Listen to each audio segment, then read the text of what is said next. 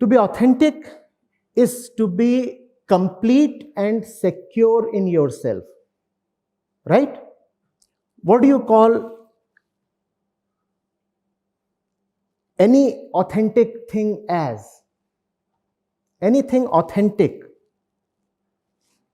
is not in need of further improvement or refinement, right? It is already authentic. Anything authentic is complete in itself. You do not need to add something to it in order to give it value.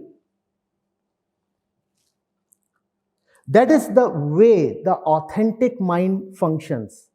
It does not relate with the other in order to gain completion through the other. And the other, as we said, could be a thing or a person.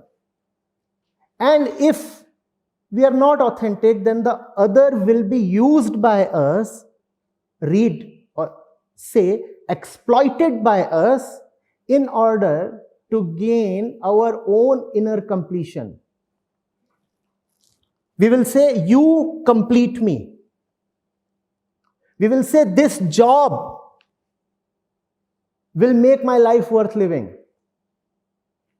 Or vice versa, if I do not have this job, then I feel reduced in my own eyes. This kind of an accomplishment will make me have some esteem in my own eyes. And if I do not get that accomplishment, then I feel little and inferior. These are signs of inauthenticity. When you are inauthentic, then you are constantly looking towards the world, trying to relate with the world in a not very healthy way.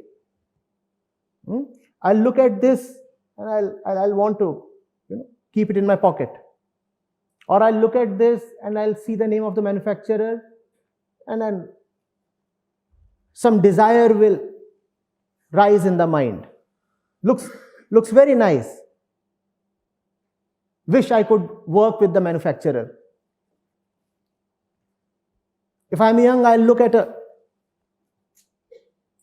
beautiful or rather an attractive person and say, if I could have that person in my life, then won't my life be raised to the next level?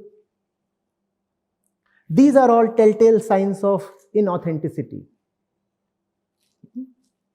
A feeling of incompleteness without something. And that something could be even your favorite dress or your favorite handkerchief. Anything. Would have been easy to see by now that inauthenticity is synonymous with dependence. And where there is dependence, there is bound to be fear. Is that not obvious?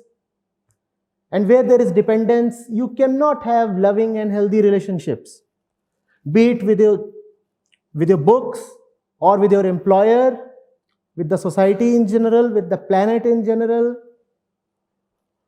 with your spouse, with your kids, with yourself.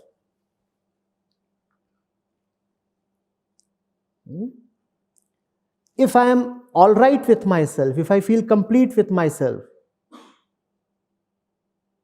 then the nature of my relationship with my daughter would be entirely different. She is not here to give something to me.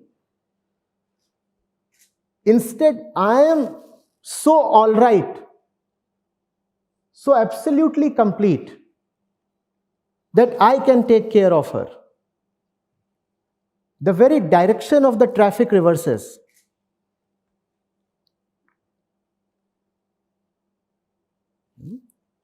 Otherwise, there is exploitation. Unfortunately, that exploitation often looks like love. You see, I'm attached to you, I depend on you, and this is what I call as love.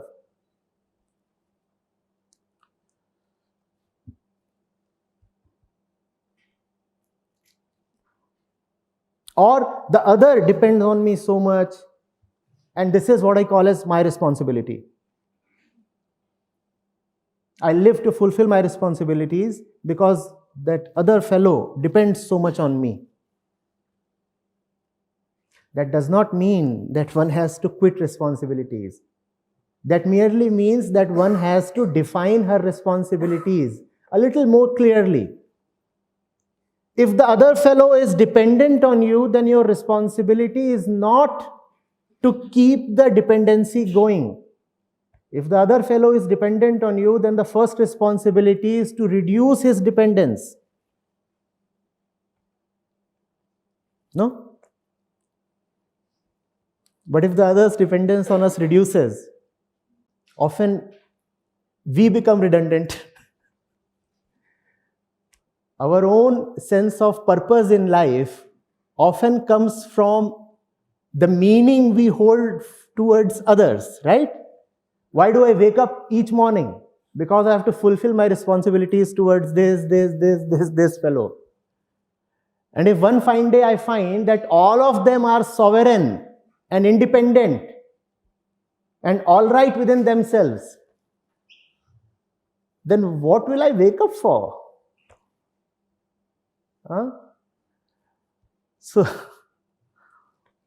we tend to play those kinds of games with ourselves. Those games are cute, but if they continue for too long, then the outcome is fear. And fear is not quite enjoyable, is it?